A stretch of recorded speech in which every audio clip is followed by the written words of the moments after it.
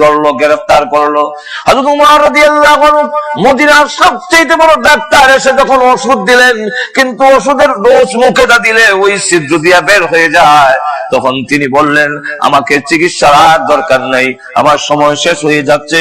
হযরত আব্দুল্লাহ ইবনে ওমর রাদিয়াল্লাহু আনহুর ছেলে, যার নাম আব্দুল্লাহ, তাকে পাঠাইলেন আম্মাজান আয়েশা।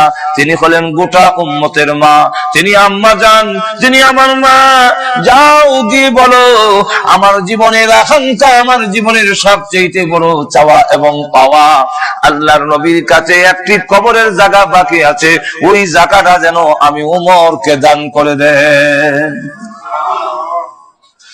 আম্মাজান আয়েশা সিদ্দিকা রাদিয়াল্লাহু আনহার কাছে যখন আসলো, আব্দুল্লাহ ইবনে ওমর রাদিয়াল্লাহু আনহু বলেন, ওগো আম্মাজান, শুনুন, আমার আব্বার শেষ আকাঙ্ক্ষা, মাসিক থেকে মাগরিব পর্যন্ত আলোড়ন সৃষ্টি হয়ে গেছে উমর আহত হওয়ায়, কিন্তু এখন দেখা যায় আমার আব্বা বিদায় হয়ে যাবেন, ওসিয়ত করেছেন ওই জায়গাটা যদি আল্লাহর নবীর পাশে দিতেন, যে এই জায়গাটা খালি আছে, শুধু একটা কবর দেওয়া যাবে, এতটুকু জায়গা খালি আছে, এছাড়া আর কোনো খালি জায়গা নাই। জায়গার মালিক হলেন আয়েশা সিদ্দিকা রাদিয়াল্লাহু আনহা। তিনি বলেন, আব্দুল্লাহ ইবনে ওমর, তামাম পৃথিবী যদি একদিকে রাখা হয় আর ওই কবরের জায়গাটা যদি একদিকে রাখা হয়, তামাম পৃথিবীর চাইতে ওই কবরের জায়গাটার দাম বেশি। আমি আয়েশার আকাঙ্ক্ষা, ওই জায়গায় আমি শুইব, কিন্তু আমি কাউকে দিব না। তোমার, আমি যদি তামাম পৃথিবীর মালিক হইতাম আর তোমার আব্বা দরখাস্ত করতেন, তামাম পৃথিবী দিতে পারি, কিন্তু ওই জায়গা দিতে পারি না, যেহেতু আমি আয়েশার আকাঙ্ক্ষা, বিশ্ব নবীর পাশে আমি আয়েশা চিরদিনের জন্য শহীদ হব, এই জায়গায় আমি শুনে, এই জায়গায় আমার আকাঙ্ক্ষা। হযরত আব্দুল্লাহ ইবনে ওমর রাদিয়াল্লাহু আনহু ব্যর্থ হইয়া রওনা হয়ে গেলেন। কিছুক্ষণ যাইতে না যাইতেই তিনি সংবাদ পাঠাইলেন, গিয়া বললেন, যাও গিয়া কও আব্দুল্লাহ ইবনে ওমরকে আসার জন্য। তিনি আবার আসলেন, আসার পরে বলেন, চোখের পানি ছেড়ে দিয়ে তিনি কাঁদতেছেন আর বলেন, আব্দুল্লাহ ইবনে ওমর, আমি তোমার আব্বার জন্য ওই জায়গাটা ওয়াকফ করে দিলাম, দিয়ে দিলাম, যাও নিয়ে যাও। আর তিনি জোরে জোরে কাঁদতেছেন। আব্দুল্লাহ ইবনে ওমর রাদিয়াল্লাহু আনহু বলেন, ইয়া আবা আম্মাজান, প্রথমে আপনি নিষেধ করে দিলেন, এখন আবার দিয়ে দিলেন, কাঁদতেছেন, কারণটা কি? নিষেধ করার পরে একটা কথা আমার স্মরণ হয়ে গেল, কিয়ামতের কঠিন ময়দানে বিশ্বনবী রাহমাতুল লিল আলামিন যদি বলেন, আয়েশা গো, তুমি না উম্মত জননী, উম্মতের মা, ওমর তোমারই সন্তান হয়ে একটি জায়গার জন্য আবদার করেছিল, তুমি একটু জায়গা দিতে পারলে না, তুমি কিসের মা হলে? কিয়ামতের মাঠে বিশ্বনবীর সামনে আমি কি জবাব দেব? এই কারণে আমার সবচেয়ে মহব্বতের জায়গা উমরের জন্য আমি দান করে দিলাম। হযরত ওমর রাদিয়াল্লাহু আনহু তিনি প্রথমে পাঠাইয়া আবার পিছনে দৌড়ে লোক পাঠাইলেন, আব্দুল্লাহ ইবনে ওমরকে গিয়ে বলো জায়গা লাগবে না, উনি যেন প্রস্তাব না দেয়। কেন? বলে, আমার একটা কথা ইয়াদ হইছে। কি কথা? বলে, আমি এখনো রাষ্ট্রপ্রধান, আমি এখনো আমিরুল মুমিনিন, প্রাণ যাওয়ার আগ পর্যন্ত তো আমি ক্ষমতা এখনো আমার আছে। এখন ক্ষমতা থাকা অবস্থায় আরেকজনের জায়গা যে আমি প্রস্তাব দিলাম, এটা তো আমার রাষ্ট্রীয় ক্ষমতার অপব্যবহার হইতে পারে। আমার ক্ষমতার বলে জায়গা দখল করেছি, কিয়ামতের মাঠে যদি আমি আসামির কাঠগড়া হয়ে যাই, সুতরাং আমার ছেলেকে গিয়ে বলো জায়গার প্রস্তাব দিতে হবে না, ফিরে আসার জন্য। কিন্তু প্রস্তাব নিয়ে যেতে যাইতে আব্দুল্লাহ ইবনে ওমর রাদিয়াল্লাহু আনহু বলেন যে, আম্মাজান আয়েশা সিদ্দিকা ওনার জায়গা আপনার জন্য ওয়াকফ করে দিয়ে ফেলেছে।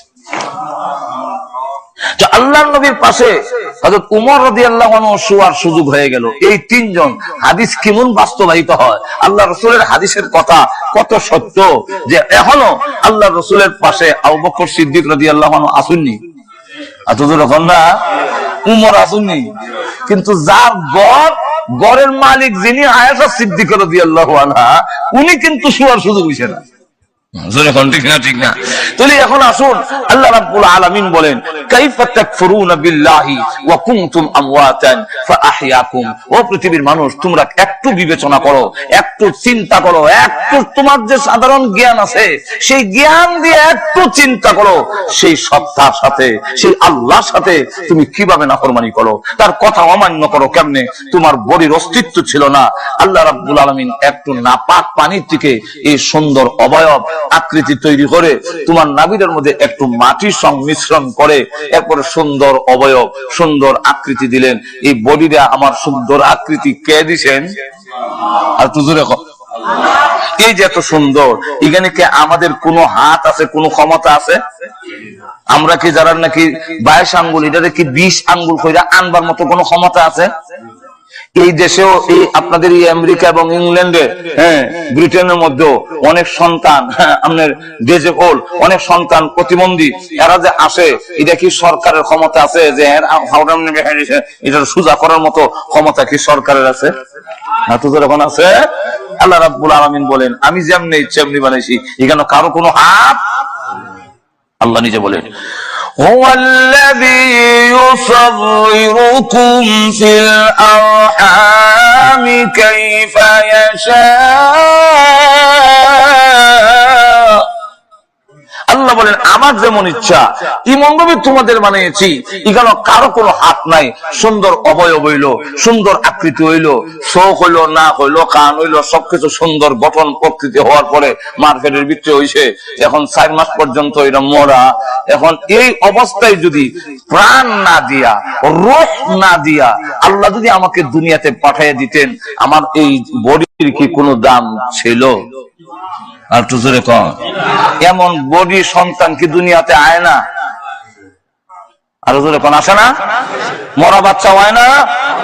হাত আছে, হাওয়া আছে, খান আছে, নাক আছে, চোখ আছে, কল্লা আছে, ঠ্যাং আছে, সব আছে, কোনো দোষ নাই, সব অঙ্গ প্রত্যঙ্গ আছে, নাই খালি শুধু জান। এমন সন্তান কি দুনিয়াতে আইসে না?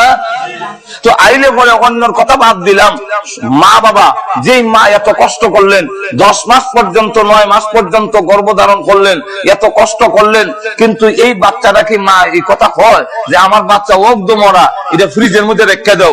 বাবা এই কথা কয়নি যে দাও ফ্রিজের মধ্যে রেখে দাও, মাঝে মাঝে বছরে একবার সুমাদি মনে, হুঙ্গা সুমাদি মনে, একটু মায়া কর মনে, এই কথা কইয়া কি কোন সন্তানকে মা বাবা ফ্রিজের মধ্যে রাখে মরা বাচ্চা? আপনাদের এখন কেউ রাখে না, কোনো দাম নাই। এই পৃথিবীতে রোজ সারা যদি দুনিয়াতে আসতাম, তাহলে আমার মার কাছেও আমার কোনো দাম নাই, আমার বাবার কাছে কোনো দাম নাই, ফেরত দিলায় আবার মাটির তলে নিয়ে রেখে দেয়, নাই এই সন্তানের দরকার নাই। আল্লাহ রাব্বুল আলামিন বলেন, ও পৃথিবীর নারী পুরুষ, ও পৃথিবীর মানব গোষ্ঠী, একটু বিবেচনা করো, তোমার জিন্দেগি যদি না থাকে তোমার কি দাম ছিল? সুন্দর বডি দিয়ে যদি পৃথিবীতে পাঠাইয়া দিতাম, তোমার মা তোমাকে গ্রহণ করতো না, আব্বা তোমাকে গ্রহণ করতো না। আমি আল্লাহ এত সুন্দর বডি তৈরি করে তার ভিতরে রূহ দিলাম, আত্মা দিলাম, প্রাণ দিলাম, জীবন দিলাম। যেই আল্লাহ তোমাকে জীবন দিল, এই আল্লাহর জীবন পাইয়া পৃথিবীতে এসে মহান আল্লাহকে তুমি কেমনে ভুলে গেলে? জোরে কণ্ঠে খেয়ে না। আমরা আল্লাহকে বলে গিয়েছি যে আল্লাহ রাব্বুল আলামিন আমাকে মাথা থেকে পা পর্যন্ত সুন্দর বডি দিয়ে, সুন্দর অবয়ব দিয়ে এর ভিতরে একটি জীবন দিলেন। জীবন নিয়ে পৃথিবীতে আসার পরে আল্লাহ আশ্চর্য শব্দ ব্যবহার করে বলেন, কাইফা তাকফুরুনা বিল্লাহি ওয়া কুনতুম আমওয়াতান। এটা আল্লাহ রাব্বুল আলামিন তাজ্জুব শব্দ ব্যবহার করেছেন। কাইফা তাকফুরুনা, কিভাবে, কেমনে? যেমন আমরা কই, ওই বেলা তুই তো আমেরিকা আসলে না রে, আমার হুয়া বানাইয়া তোরে আনছিলাম। ঠিক না? ঠিক না? আমার হুয়া বানাইয়া বেলা আমেরিকা আইলাম, আর আইয়া ওহন তুই আমার চিনো না, মানুষ না, আমার এটা কেমনে রে, এটা কেমনে এটা কেমনে করলে রে? জোরে কোন ঠিক না? ঠিক না? এটা যদি আপনি কইতারেন, তাহলে আল্লাহ রাব্বুল আলামিন বলেন, কাইফা তাকফুরুনা বিল্লাহি ওয়া কুনতুম আমওয়াতান। আল্লাহ রাব্বুল আলামিন বলেন, কেমনে তুমি এমন জঘন্য অপরাধ করলে? তোর তো কোনো এই বডি ছিল, বডির ভিতরে আমি আল্লাহ যদি প্রাণ না দিতাম, জীবন যদি তোরে না দিতাম, তুই পৃথিবী গিয়া আলু বাতাস দেখার নসিব হইতো না, পৃথিবীতে গিয়া মা বাপ আত্মীয় স্বজন কেউ পাইছে না, তোমাকে ফেরত দিয়ে দিত। আমি আল্লাহ তোমার ভিতরে রূহ দিলাম, আত্মা দিলাম, জীবন দিলাম, লাইফ দিলাম। জোরে কন্টিনিউ, ঠিক না? ফাআহইয়াকুম, লাইফটা আবার এমন ভাবে দিলাম, অসুবিধা হইতাছে? তাহলে লক্ষ্য করে দেখেন,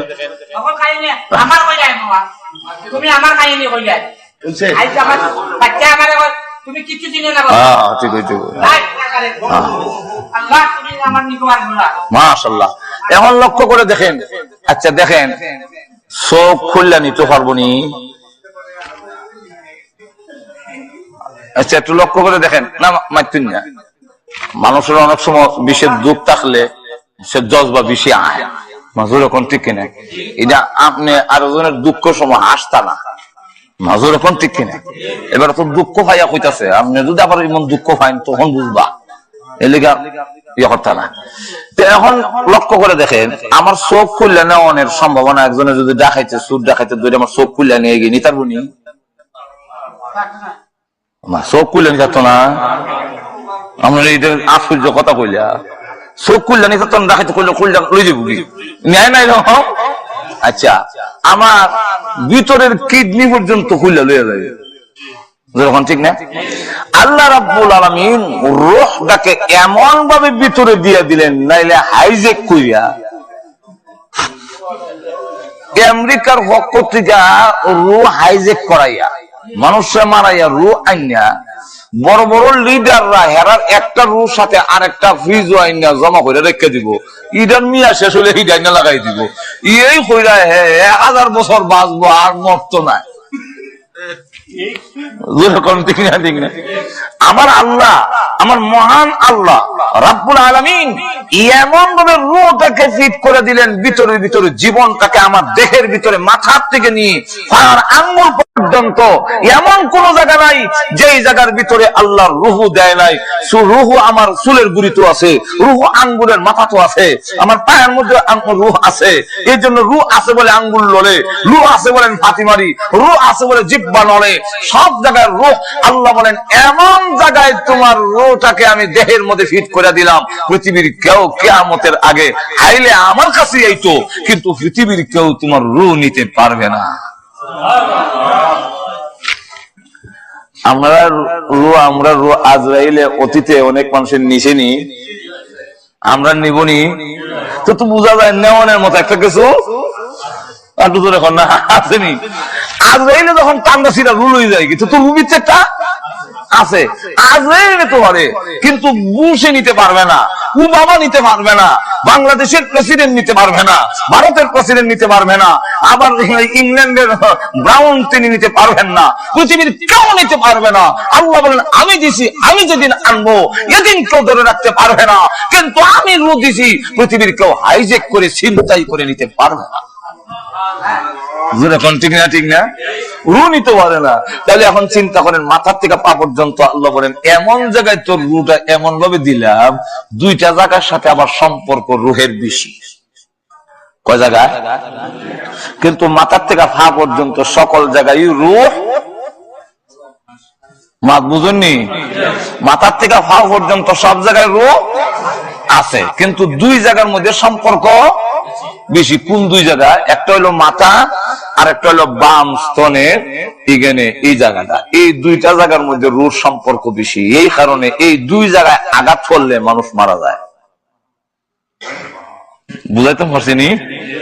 আখ কাটলেও মানুষ মরে না, পাও খাদি লাইলে মানুষ মরে না, চোখ খুলে নিছে কি মানুষ মরে না, জিব্বা খাদি লাইছে মানুষ মরে না, কিন্তু একটা ছুরি দিয়ে সেন্টার মতো এখানে যদি হাল মারে, দুই জায়গার সাথে রূহ সম্পর্ক বেশি। আল্লাহ বলেন রূহটা কেন দিলাম? রূহটার জীবনটা এমন ভাবে দিলাম, কোন নাস্তিক যদি বলে, যারা আল্লাহর অস্তিত্ব বিশ্বাস করে না, তোমরা যদি এই কথা বুঝায় যে রূহ আল্লাহ নাই, তাহলে তাদেরকে জবাব দিবা তুমি কিভাবে? তাদেরকে দাঁত ভাঙ্গা জবাব দেওয়ার জন্য তোমার দেহের ভিতরে আমি আল্লাহ একটা রূহ দিলাম, মাথার থেকে পা পর্যন্ত সব জায়গায় রূহ আছে, কিন্তু আজ পর্যন্ত বিজ্ঞানের চরম উন্নতির যুগে রূহ কোথায় আছে কেউ উদ্ঘাটন করতে পারেনি। আল্লাহ বলেন আসমান থেকে জমিন পর্যন্ত প্রত্যেকটা মাখলুকের ভিতরে আমি মহান আল্লাহ আছি। মাথার থেকে পা পর্যন্ত রূহ যেমন আছে, আসমান থেকে জমিন পর্যন্ত সব মাখলুকের ভিতরে আর ওখানে আসেননি।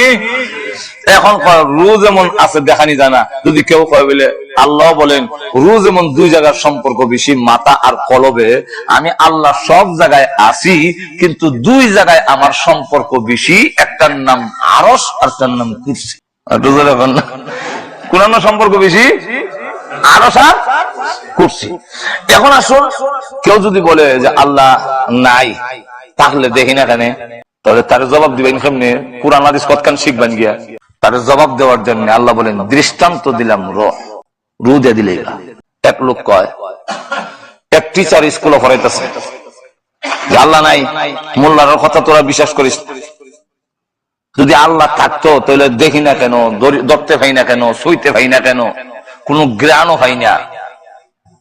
সুতরাং যে জিনিস দেখা যায় না এই জিনিস তোমরা বিশ্বাস করো না।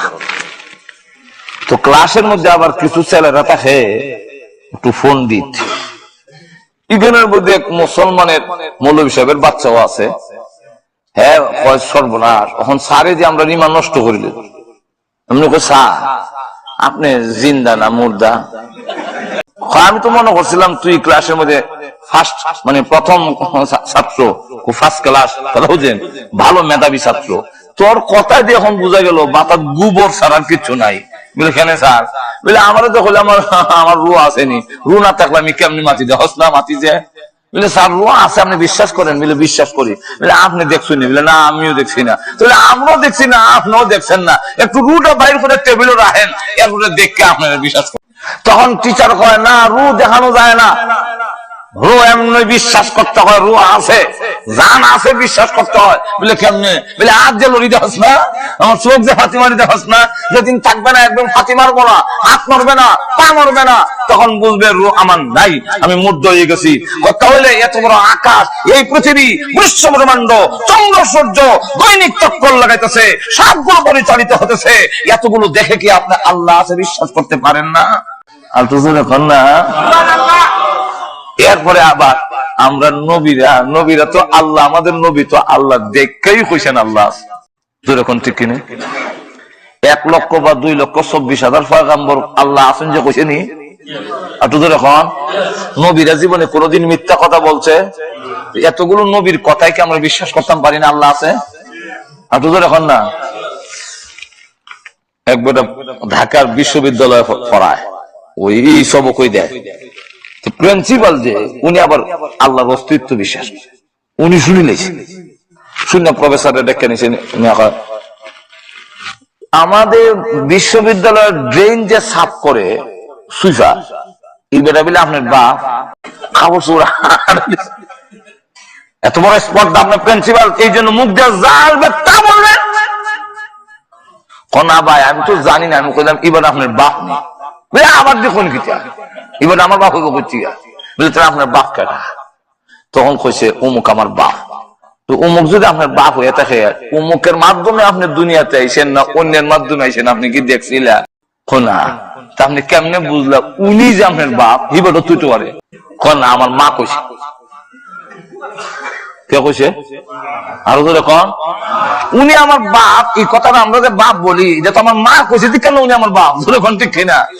এমনি ডাক দিয়া কয়, একজন মহিলার সাক্ষী কৌড়ে গ্রহণযোগ্য নয়, কিন্তু এক মহিলার সাক্ষীতে যদি আপনি একটা লোককে বাপ স্বীকার করতে পারেন, 1 লক্ষ বা 2 লক্ষ 24,000 পয়গম্বররা বলেছেন লা ইলাহা ইল্লাল্লাহ, আল্লাহ ছাড়া কোনো মাবুদ নাই, এতগুলো নবীদের সাক্ষীর পরও আপনি কি আল্লাহকে মেনে নিতে পারেন না?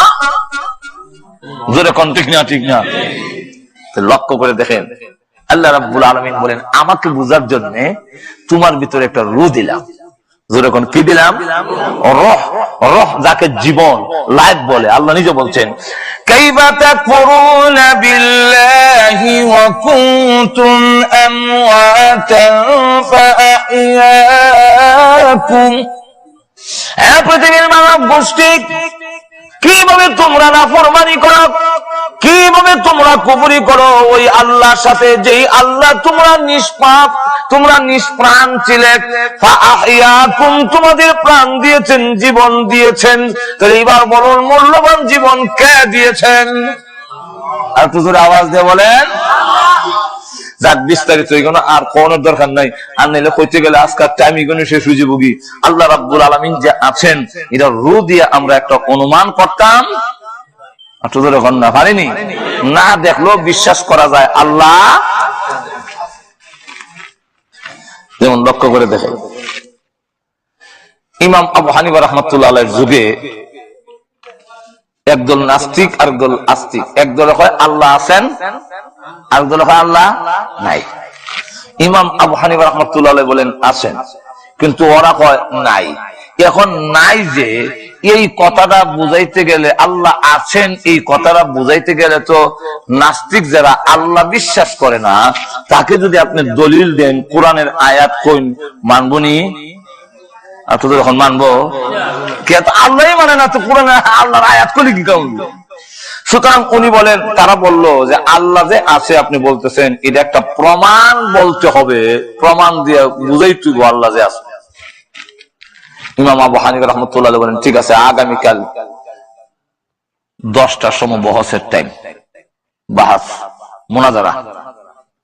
নাস্তিকরা এই বই দিয়েছে 10টার সময়, আর নাস্তিকের পক্ষেও লোক আছে, আস্তিকের পক্ষেও লোক আছে। ইমাম আবু হানিফা রাহমাতুল্লাহি আলাইহি তিনি দেখা যায় 10টা হইছে, 11টা হইছে, 12টা হইছে, খবর নাই। এখন ওনার পক্ষে যারা রাখো, আরে ইমাম আবু হানিফা যদি না পারবো তাহলে এই বহসটা ডাকলো কেন?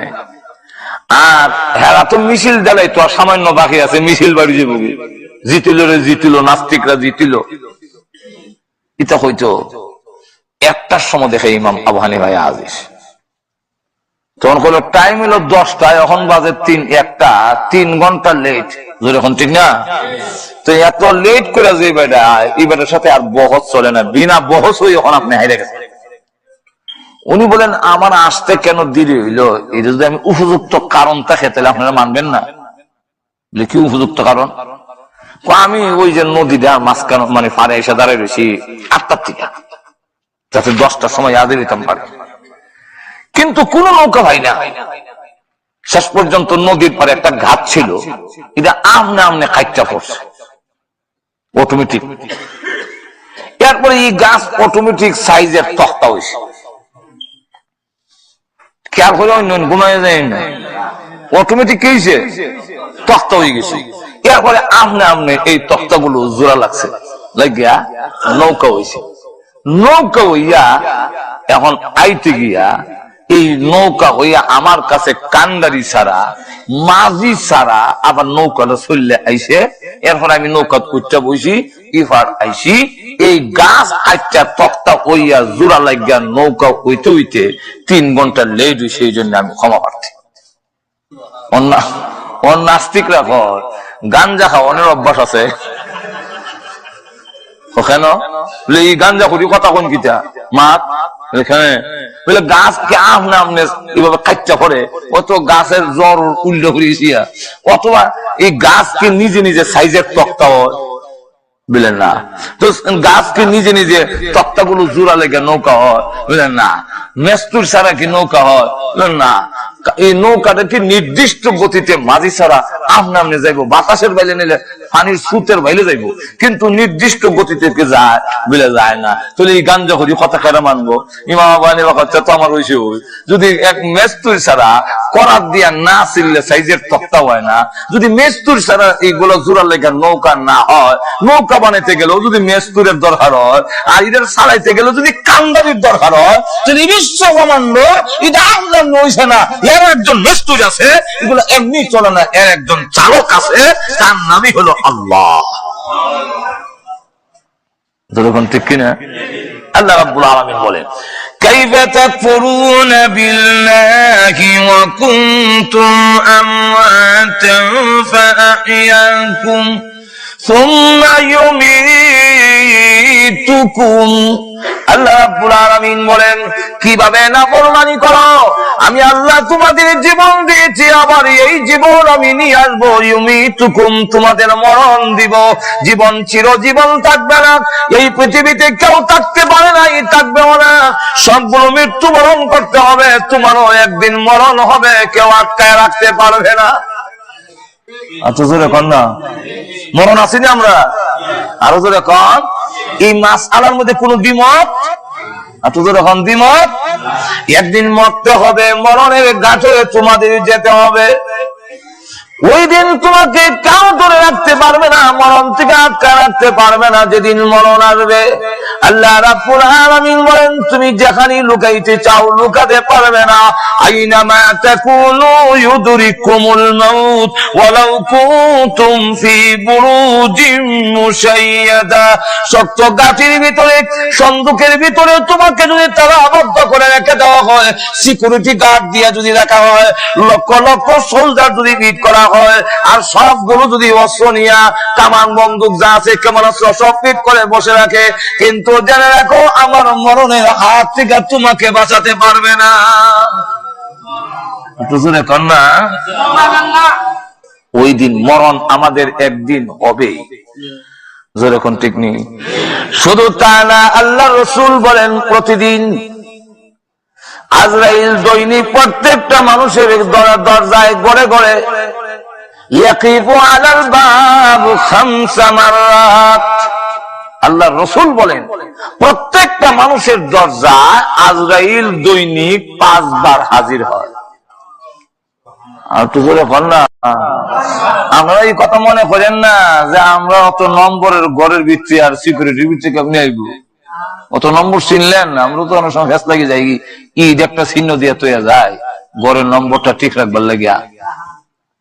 আজ দেখলে তালিকার মধ্যে তো সব আছে, আসেনি? আর তো ধরে হোকা, আল্লাহর রাসূল বলেন ইয়াকিফু আলাল বাব খামসা মাররাত। প্রতিদিন মানুষের দরজায় আজরাইল গিয়ে প্রত্যেকটা মানুষকে 5 বার তার কাছে ছবি দেওয়া আছে, ওই ছবি মিলাইয়া আপনি তো যাচ্ছেন টেকুর দিকে, আপনি যাচ্ছেন দোকানের দিকে, আপনি যাচ্ছেন আমি এখন চাকরির দিকে যাই, কামো যাইতেছেন। আজরাইল বলেন তোমার একবার দেখে লই, মাথা থেকে পা পর্যন্ত দেখে রাখ। ও পৃথিবীর মানুষেরা জেনে রাখো, তুমি জানো তোমার মরণ আছে, তোমার ইচ্ছা মতে নয়, আমি আল্লাহর ইচ্ছা মতে। যখন ঠিক না, এবং মরণটা কোন দিন হবে এটাও জানাই দেই নাই, লুকায় রেখে দিয়েছি। যখন ঠিক নেই, মরণটা আল্লাহ কয়ে দিলে সুবিধা ছিল না যে 2020 সালের জানুয়ারির 15 তারিখ তোমার মরণ, জানুয়ারি 2020 সালের জানুয়ারির 19 তারিখ সবির আলীর মরণ। এইভাবে যদি আল্লাহ দিয়া দিত তো সুবিধা আছিল, বুঝলেন না? কেন মরণ আল্লাহ লুকায় রাখলেন, কেন প্রকাশ করলেন না? আল্লাহ রাব্বুল আলামিন জানায় দিয়েছেন লুকায় রাখার কারণ কয়েকটা। এর মধ্যে একটা হলো পৃথিবীর নিজাম ঠিক থাকবে না, আইন দিও, পুলিশ বাহিনী দিও, আইন শৃঙ্খলা ঠিক রাখতে পারবে না। এর প্রথম নম্বরটা হইল কেমনে? যখন আমি জানিলাম 2000 সালে জানুয়ারির 15 তারিখ মরণ, তো 14 তারিখ আইবার আগ পর্যন্ত আমি বেপরোয়া থাকবো। বাংলাদেশের কথা বলি, আপনাদের দেশের না। বাংলাদেশের মেইন রোডে, হাই রোডের মধ্যে গিয়া মাঝখানে উবাই থাকবে, ইন্ডার ডিস্ট্রিক্ট আর ট্রাক আয়া ফিসাদা গরম দিল, আমার সরাই থাকতো না। কেন? আমি তো জানি জানুয়ারি 2020 সালের জানুয়ারির 15 তারিখ মরণ, তো ওইছে না, জানুয়ারি আইছে না, সুতরাং আমার মরণ এখন হবে। ইন্ডার ডিস্ট্রিক্ট তুমি উপরে দাও। আর এমনি মানুষ মরণ যেহেতু জানা নাই, বাংলাদেশে গেলে একটা সিএনজি যদি হিসেবে দেয়, খালি মরণ দেয়, ফাল দিয়ে নিচে বলে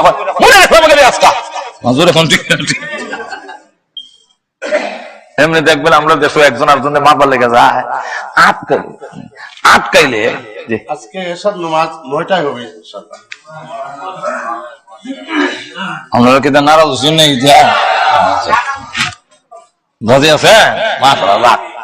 এখন দেখা গেল, মনে করেন আমরা দেশে একজন আরেকজনের মারবার লেগে লাঠি সুটা লইয়া যায়, আটকাইলে ইমিউনি স্পিরিট বাড়ে, আপনার ফাউ বাঙ্গিলি মুড়াইয়া সব নিতে পারে, সারলে আর বেশি যায় না, ফেলে যায় না। না যাওয়ার কারণ হলো হের ভিতর ডর আছে, আমি যে মারতাম জমো আমার মানিলা যেরকম ঠিক কিনা? সুতরাং 1 নম্বর হলো মরণ যদি আমি জ্বালায়া দেই তবে তোমাদের আইন শৃঙ্খলা ঠিক থাকবে না। 2 নম্বরটা হলো ইমাম সাহেব আর মুয়াজ্জিন সাহেব ছাড়া মুসল্লি মসজিদে হওয়া যেত না। আর তো যেরকম না ঠিক না? ঠিক কেন?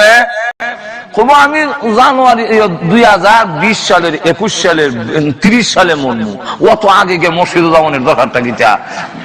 মাত্র 4 মাস আগে যে মসজিদে যাবো আর মসজিদ থেকে বেরিতাম না, আল্লাহ আল্লাহ হয়ে গেল জন্মু, অত আগে গিয়ে মসজিদে গিয়ে 20 জমানির দরকার নাই। সুতরাং দেখা যাইব মসজিদে মুসল্লি নাই, ইমাম সাহেব আজান দিয়ে বই থাকবো মুয়াজ্জিন, আর ইমাম সাহেব আল্লাহ চাকরি লেগে অন বলিছে, কোনো মুসল্লি নাই। কেন? মুসল্লি অত আগে অনেক দরকার কিটা, মরবো তো আরো 20 বছর পরে। যেরকম ঠিক কিনা? আর যেহেতু এখন এই মাহফিলে বসা অবস্থায় মরণের সম্ভাবনা আসেনি, প্রত্যেক দিন আমরা একবার মরিনি। আল্লাহুম্মা বিসমিকা দোয়াটা হয় না দেখি, আমুতু ওয়া আহইয়া। আমুতু বলেন কেন? কইতেন আনুমু। আনুমু মানে আল্লাহ আমি তোমার নামে ঘুমাইলাম, আমি ঘুমাই আর কই মরলাম। আল্লাহ রাব্বুল আলামিন সূরা জুমরের এক আয়াতের মধ্যে বলেন, তোমরা যখন ঘুমাও তোমার ভিতর থেকে রূহ বের হইয়া আমার কাছে চলে আসে। রে পৃথিবীর মানুষরা, আমি যারে ফিরত দেই হে ঘুম থেকে উঠতে আবার কামো যায়, আর যার ফিরত দেই না আটকায়া দেই এই ঘুমের মধ্যেই মরে যায়। এই কথা বুঝার পরও তুই কেমনে সুদ খাস? এখনো তুই নামাজ ছাড়স, নামাজ ছাড়া দিলে এখনো তুমি সুদে ঘুষের মধ্যে মদ জুয়া গাঞ্জার মধ্যে লিপ্ত হয়ে আছো। এই যে আল্লাহুম্মা বিসমিকা আমুতু ওয়া আহইয়া কইয়া তুমি ঘুমায়াছো, এমন কত মানুষ ঘুমায় আর জিন্দেগিতে উঠে না। যেরকম ঠিক কিনা? ঘর থেকে বের হয়, কাম থেকে ফিরত আইতাছে, টেলিফোনে যোগাযোগ করে বেগম সাহেবের সাথে। এরকম বাস্তব ঘটনা হইতেছে, কোনো অবাস্তব না, সব বাস্তব হইতাছে। মানে ঘুমাইছে আল্লাহুম্মা বিসমিকা আমুতু ওয়া আহইয়া, আর উঠে নাই। পাশে সন্তান ঘুমো, ওরা উঠে গেল কিন্তু আব্বা উঠে না। মনে করছে ঘুমাইছে, ঘুম ছাড়ে নাই, তারা বাচ্চারা কাছ থেকে চলে গেছে। সকাল যখন 10টা হয়ে গেছে এখনো কেন উঠে না? ধাক্কা দিয়ে দেখে জনমের ঘুমানি ঘুমাইছে, আর উঠবে না। যেরকম ঠিক না? শুধু তা না, বাস্তব ঘটনা হইল বড় একজন অফিসার আমাদের ব্রাহ্মণবাড়িয়ার টিচার্স গ্যাস ফিল্ডের, তিনি এমডি, বড় অফিসার সিলেট থেকে তিনি আসতেছে, বাসা রয়ে গেছে ব্রাহ্মণবাড়িয়ায়, বদলি করছে সিলেটে। কথা বুঝছেন? সিলেট থেকে আসতেছে, মাধবপুর কাছে এসে বলে আর আধা ঘন্টা বাকি আছে। ছেলে মেয়েদের সঙ্গে কথা বলে বসত হয়, আর আধা ঘন্টা আইতাছি, আর বেশি সময় না, আধা ঘন্টার ভিতরে আসতেছি। কিন্তু দেখা গেল কত ঘন্টা গেল আর ফিরে আসলো না। যেরকম ঠিক নেই। লক্ষ্য করে দেখুন, একজন মন্ত্রী হইয়া, অর্থমন্ত্রী হওয়ার পরেও সিলেট থেকে রওনা দিয়েছে, দেখা যাবে গন্তব্যস্থানে যাওয়া হলো না, ব্রাহ্মণবাড়িয়া পার হতে পারলো না। কন্যা ও মানুষ, একগুলো কি শিক্ষা গ্রহণ করবে না? কাইফা তাকফুরুনা বিল্লাহ, আল্লাহর সাথে নাফরমানি কেমনে করো? তোমরা যে ঘুমাও, এই ঘুম জীবনের শেষ ঘুম, ঠেকুয়াতে যাইতেছ, এটা হয়তো তোমার জীবনের শেষ যাওয়া, আর গড়ে আসবে না। মসজিদের ওয়ালা দিয়েছে, বাস্তব ঘটনা আমি ওয়াজ করতেছি, শ্রোতা হইয়া শুনতেছেন। মসজিদে ঢুকছে, মসজিদের ভিতরে, আর বাসায় ফিরে যেতে পারলো না, মসজিদ থেকে লাশ হইয়া বের হলো। ওয়াজ করতেছেন, বক্তা ওয়াজ শেষ করতে পারে নাই, ওয়াজের ভিতরে বিদায় হয়ে গেল। এই কথা জানার পরেও তুমি কেমনে নাফরমানি করো? ঠিক নেই। ওই দিন বলবে যেদিন তোমার রূহ বের করা হবে, আর যখন তোমার চতুর্দিকে 500 ফেরেশতা দেখবে, ডাইনে 500, বামে 500, আর ফেরেশতা চাপ দেয়া ধরবে। তাম পৃথিবী দিলেও যখন তোমাকে সরানো যাবে না, ওই দিন যখন আসবে, আল্লাহ রাব্বুল আলামিন জানায়া দিয়েছেন মরণটা লুকে রেখে দিয়েছি। কেন লুকায় রাখলাম রে বান্দা? 24 ঘন্টা যেন তুমি ইবাদত বন্দেগিতে লিপ্ত থাকতে পারো। আজরাইল আসলে যেন তোমার হতাশা না হয়, অস্থির যাতে না হও। দুনিয়া থেকে বিদায় হওয়ার সময় যদি প্রস্তুত থাকতে পারো, আজকে মরবো, কালকে মরবো, আমি সুদ খাবো না, আমি ঘুষ খাবো না, আমি মদ পান করবো না। কেন করবি না? বলে আমি আখিরাতের যাত্রী, আমি পরকালের দিকে রওনা দিয়েছি, আমি এখন সুদ খাবো না, ঘুষ খাবো না, এই অবস্থায় নামাজ ছাড়বো না, বেপরদা হবো না। এইভাবে যদি তুমি কমপ্লিট রেডি থাকতে পারো, আজরাইল যেদিন আসবে হাসতে হাসতে দুনিয়া থেকে তুমি বিদায় হয়ে যাবে। আর যদি প্রস্তুত না থাকো, হযরত বিলাল রাদিয়াল্লাহু আনহুকে বলবো, হযরত বিলাল রাদিয়াল্লাহু আনহুর সামনে আজরাইল আসছে, এসে বলতেছে আসসালামু আলাইকুম ইয়া বিলাল। সুবহানাল্লাহ বলবেন না? ও বিলাল, আপনি আল্লাহর সালাম গ্রহণ করুন। এবং আল্লাহ এই কথা বলেছেন যে আল্লাহ আপনি কালো বিলালকে ভালোবাসেন। যেহেতু আল্লাহ ভালোবাসেন, আর অটোমেটিক আমরা সবই ভালোবাসি, এটার খবর লাগতো। তবে যদি কথা বলেন যে আল্লাহ যখন ভালোবাসে তুমি আগামী বছর যাও গিয়ে, এটা হইতো না। ভালোবাসার বিনিময় কোনো প্রতিদান দিতে পারবো না। রেডি হয়ে হযরত বিলাল রাদিয়াল্লাহু আনহু বলেন, হে আজরাইল, রেডি হওয়ার টাইম দেওয়ার দরকার নাই। মুসলমান তার নাম যিনি মৃত্যুর জন্য 24 ঘন্টা প্রস্তুত থাকে। ঠিক কিনা? আমরা টুপি মাথার দিছি, দাড়ি রাখছি, পাঞ্জাবি লাগাইছি, মসজিদ আই, সুদ খাই না, ঘুষ খাই না, আল্লাহরে ডরাই। এটার অর্থ কি? এর অর্থ হইল মৃত্যুর জন্য প্রস্তুত। যেরকম ঠিক নেই? হযরত বিলাল রাদিয়াল্লাহু আনহু বলেন, সামাদ দেওয়ার দরকার নাই। ওই বেঈমান কাফেররা যখন আমাকে মারতো, আমি মনে করতাম আজকের এই দিন আমার জীবনের শেষ দিন। আবার যখন হুঁশ আসতো, ওরা আবার মারে, অজ্ঞান হয়ে যায় মায়ের খেতে খেতে। আর মনে মনে বলি এই জীবন আজকের দিন আমার জীবনের শেষ দিন।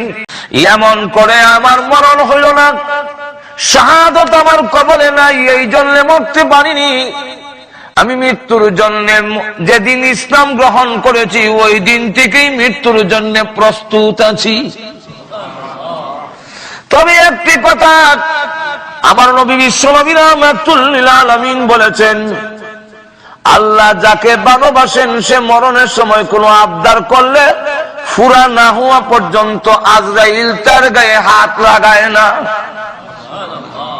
রে আজরাইল, এখন আমি আকাঙ্ক্ষা পেশ করছি, দুনিয়ার নয়। আমি 4 রাকাত নামাজের নিয়ত বানবো। প্রথম রাকাতে আমার গায়ে হাত লাগাইও না, দ্বিতীয় রাকাতে হাত লাগাইও না, তৃতীয় রাকাতে হাত লাগাইও না, চতুর্থ রাকাতের প্রথম সিজদায় হাত দিও না। আমি শেষ সিজদায় যখন পড়বো, আল্লাহর কসম করে বলি, রূহ বের না করা পর্যন্ত আমি আর মাথা উঠাবো না। কেন জানি আমি মাথা উঠাবো না? কেন জানো এই দরখাস্ত কেন করলাম? আমার আকাঙ্ক্ষা ছিল শাহাদাত বরণ করার, কিন্তু শাহাদাত আমার কপালে নাই। তাই আমি এখন এমন ভাবে মরতে চাই। আমার আল্লাহ বলেছেন, হাদিসে কুদসির মধ্যে আছে, আল্লাহ বলেন তোমরা যখন সিজদা দাও তখন দেখতে দেখা যায় কার্পেটের মধ্যে সিজদা দাও, যখন সিজদা দাও তখন দেখতে দেখা যায় মাটির মধ্যে সিজদা দাও। আল্লাহ বলেন, না রে বান্দা, মাটির মধ্যে নয়, কার্পেটে নয়, আমি আল্লাহর কুদরতি পাথর কপালের নিচে থাকে। ও আজরাইল, আমি চাই আমি বিলাল এমন ভাবে মরতে, তোমরা ফেরেশতারা যেই সময় ছবি তুলবে হাসরের মাঠে, আমার আমলনামা যখন উল্টানো হবে তখন দেখা যাবে আমি বিলাল আমার আল্লাহর কুদরতি পায়ে সিজদায় দিয়ে পড়ে আছি। সুতরাং আমি গোলাম, আল্লাহ আমার মনিব, এমন ভাবে আমি মরতে চাই। এমনি আল্লাহ ডাক দিয়ে বলেন, ও আজরাইল, আমার বিলালের দরখাস্ত আমি আল্লাহ মঞ্জুর করে নিয়েছি। মৃত্যুর জন্য প্রস্তুত থাকো মুসলমান। যে কোনো মুহূর্তে তুমি নাফরমানি কেমনে করো জানো, মরণটা তোমার নিয়ন্ত্রণে নয়, মরণ আমি আল্লাহর নিয়ন্ত্রণে। যেরকম ঠিক কার নিয়ন্ত্রণে? তাইলে আল্লাহ রাব্বুল আলামিন নিজেও বলছেন, রাসূলকেও বলছেন, ওগো নবীজি আপনিও এই কথা বলে দেন, আপনিও এই কথা বলে দেন, قل إن صلاتي ونسكي ومحياي ومماتي لله رب العالمين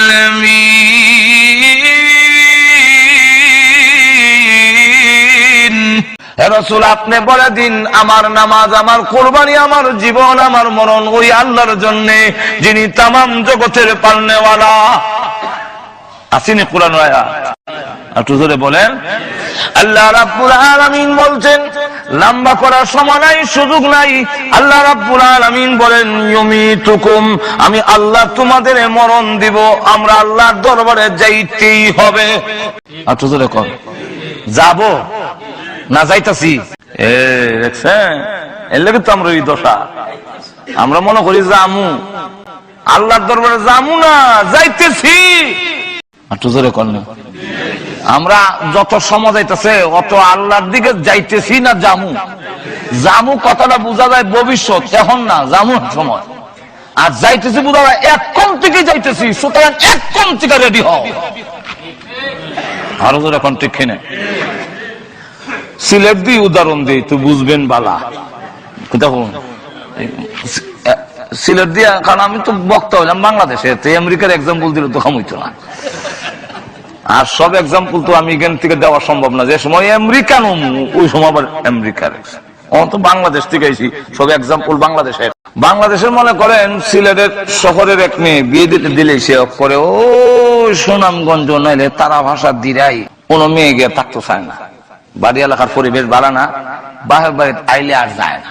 তো স্বামী আরেকদিন করছে কি, তা সালাই করছে নিবার লাগিয়া একটা ইঞ্জিন চালিত ট্রলার নৌকা লুই আইছে। নৌকায় নিয়ে একটু দূরে নৌকা রেখা এখান থেকে সুরমা নদীর পাড়ে আইটা আইসে শ্বশুর বাড়িতে আয়া খাওয়া দাওয়া করছে, কিছু আলাপ করার পরে সব যখন ঘুমাইছে, গরমের সময় এখন তো সব ঘুমাই দিছে, চলো আমরা একটু সুরমা নদীর পাড়ে একটু আইটা উঠে দেখি কেমন সুন্দর লাগে। ওটা কইয়া ঘর থেকে বাইর করিয়া ওয়াইশা, ওয়াইশা মানে সিলেটের ভাষা হইলো ওয়াইশা, আর আমরা আলগি দিয়া, আলগি দিয়ে নৌকা তুলে নিছি। তুলছে পরে এখন নৌকালের কইছে ইঞ্জিন স্টার্ট দাও, ইঞ্জিন স্টার্ট। নৌকা চলছে দিরাইয়ের দিকে। মেয়ে আমার তো তার লইয়া যায় কি, তখন বুঝিলেছে, বুঝা করছে কি তার নৌকার যে গোড়া, গোড়া বোঝেন তো আপনারা, মাঝখানে যে একটা দেয়, ওইটার মধ্যে ফেস দিয়া ধরছে, দই দিয়া স্বামীর বাড়ির দিকে ফিস দিয়া বাপের বাড়ির দিকে রূপ দিয়া হয় আমি যাইতাম না। ওদের কিছু কই না, যাইতাছিনি না যাইব? মেয়ে তো স্বামীর বাড়ির দিকে ফিস দেওয়া তো যাইতেছে কেমনে? স্বামীর বাড়ির দিকে ফিস দিয়ে শক্ত করে গুড়া নৌকার গুড়ার দইরা হয় আমি যাইতাম না, যাইতাম না। যতই হয় নৌকা যাইতেছে, ঠিক কিনা? সে যাইতেছে। ঠিক তেমনি ভাবে আমাদের চাল চলন আখিরাতের দিকে ফিস দিয়া রাখছি, দুনিয়ার দিকে মুখ দিয়া রাখছি। আর বোঝা যায় চাল চলনে যাইতাম না। আর আমি যে সময়ের কাটার মধ্যে বসা, এটা চক্কর লাগাইতে ইঞ্জিনের চালিত নৌকার মতো যাইতেছে, সময় যাইতেছে। এই কারণে যতটা মিনিট যাইতেছে ততটা মিনিট আমি আল্লাহর দিকে যাইতেছি। যেরকম ঠিক কিনা? তাই আল্লাহ রাব্বুল আলামিন বলেন কাইফা তাকফুরুনা বিল্লাহি ওয়া কুনতুম আমওয়াতান ফাআহইয়াকুম। ও পৃথিবীর মানুষ, কিভাবে তোমরা নাফরমানি করো অথচ তোমরা জানো তোমাদের জীবন আমি দিয়েছি, আবার মরণও আমি আল্লাহ দিব, কেউ ধরে রাখতে পারবে না। তোমাদের মরণ আমি আল্লাহর নিয়ন্ত্রণে, আমি যেই সময় চাই এই সময় নিয়ে আসবো। সুম্মা ইউমিতুকুম, মরণ হবে। ওই মরণের সময় তখন বুঝবে দুনিয়ার কেউ তোমার আপন নয়। একটু ধরে এখন না, মাঝে মাঝে কিচ্ছাও হন লাগে, হইলে তেমনি একটা কিচ্ছা হই। দুই ভাই, এক ভাই একটু আল্লাহওয়ালা, কিছুদিন মাদ্রাসা তো পড়ছে, আল্লাহওয়ালা, নামাজ পড়ে, আওয়াবিনের সাথে চাষতের নামাজ পড়ে। আর একটা ভাই সুদের ব্যবসা করে, নামাজ নাই, খালি গুমতে কইতে লাভের লাভ, লাভের লাভ, লাভের লাভ। তুই শুধু ভাই বড় ভাইরে গিয়ে ওয়াজ করে, ভাই ইফরের জন্য ইটা কইরা লাভ বুকিতা ফিডা তো তুমি 1 লাখ খাইবা, হ্যাঁ কিন্তু নিত না। ঢাকায় বাসা, ঢাকায় একটা বাসা আছে, একবার কোটি টাকার মালিক, কোটি টাকার মালিক মারা গেছে, নামাজ পড়ছে না। তো মসজিদের ইমাম সাহেবরা কইলো যে না নামাজ পড়বো না, তার জানাজার নামাজ পড়তাম না, এবার মসজিদ একদিন আইলো না, তার জানাজা করে কি তুই থয়ে দেব। তার ছেলেরা কয় এটা আমরা মান সম্মানের প্রশ্ন, একটা সামাজিকতা তো আছে, এখন জানাজা না পড়লে কেমনে হয়? বলো ঠিক আছে পড়তাম পারি যদি কাফারা দাও। কাফারা হইলো একটা শাস্তি, যাতে ভবিষ্যতের কেউ নামাজ না ছাড়ে। হুজুর কাফারা এসে দেখেন কত হয়েছে, হিসাব করে দেখে 6 লাখ টাকা হয়েছে। এখন তার ছেলেরা তার বাসায় দেখাইয়া বাসায় কয় হালায় নামাজ পড়লো নাকি, ডাইনিবি মসজিদ বামিবি মসজিদ হালায় নামাজ পড়লো নাকি, এখন আমরা কাফারা দিব মুখে। বাসার থেকে বাইরে ডাইনো মসজিদ আছে, ডাইনিবি মসজিদ বামিবি মসজিদ, হালায় নামাজ হালাইটা তার বাসা হই হালায় নামাজ পড়লো নাকি, আমরা এখন কাপ্পারা দিব মুখে, আমরা কাপ্পার দিব। টাকার মালিক হন আমরা, কামাইছেন আপনি বাবা। এখন দম যাওয়ার সাথে সাথে ছেলেরা মালিক হয়ে গেছে, আপনার কাপ্পারাও দিবে না। যেরকম ঠিক কিনা? তো ছোট ভাই অসুবিধা হইতেছে আপনাদের, ছোট ভাই অসুখ বড় ভাইরে বুঝাই দেখো ইটা কইরা অট্টালিকা করবা, করলে লাভ হইব কিটা? তুমি 1 লাখ ফিডা খাইবা, গুনার ফিডাটা কিন্তু তুমি 1 লাখ খাইবা। কেউ নিত না, বউ নিত না, কুড়িও নিত না, কুয়াও নিত না, কেউ নিত না, ফিডাটা 1 লাখ আমার লাগবো। আর বুক করবো তোমার জিনিস সকলে, তোমার বন্ধকে নাই 100 টাকা 5.5 কাপড় আছে আর কি। তো হে বেটা তো পয়সার দাম দাঁত ফিরে রয়েছে, এই ওয়াজ তো তার গুসা লাগে, দাদা চলে দিন ওয়াজ করার জায়গা পাস না। আমি আমার বউ বাচ্চার জন্য মা বাপের জন্য করি, আর তুই ফরের লেগে করি, তুই মূল্য হইয়া ফরের লেগে করছি। কফর কেউ আপন নয়, 1 দিন 2 দিন 3 দিন যখন ওয়াজ করছে, একদিন কয় তুই আমার বুঝাই পারবি ফর কেমনে? আপন আমার সন্তান, আমার বউ, আমার মা বাপ, ফর হইলো কেমনে বুঝাইতেন দেখি। বুঝাইতে গেলে হাদিসের মধ্যে আইছে মুতু ক্বাবলা আন তামুতু, মরার আগে মরো।